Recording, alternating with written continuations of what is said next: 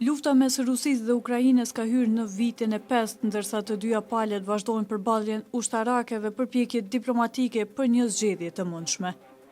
Së fundmi, Rusia ka njoftuar se i ka dorëzuar Ukrainës trupat e 1.000 ushtarëve të vrarë, ndërsa në këmbim ka marrë trupat e 35 ushtarëve rus.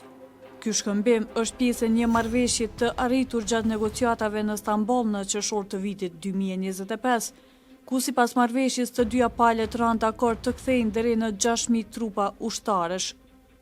Sipas marrëveshjes, të dyja palët ranë dakord të kthejnë deri në 6.000 trupa ushtarësh secila, si dhe të lirojnë të burgosurit e luftës që janë të sëmurë rënd, të plagosur ose nën moshën 25 vjeç.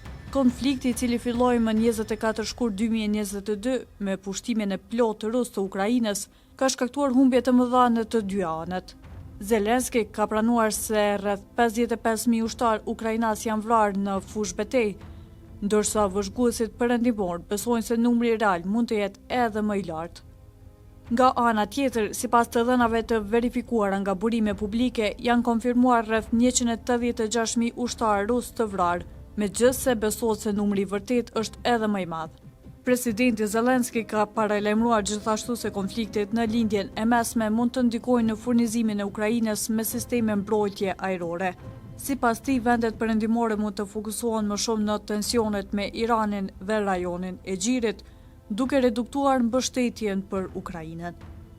Megjithatë, Zelenski shtoi se sulmi ndaj objektivave ushtarake iraniane mund të kenë edhe një efekt pozitiv për Ukrainën, pasi Irani ka furnizuar Rusinë me mira dron Shahed që përdoren në sulmet ndaj qyteteve ukrainase.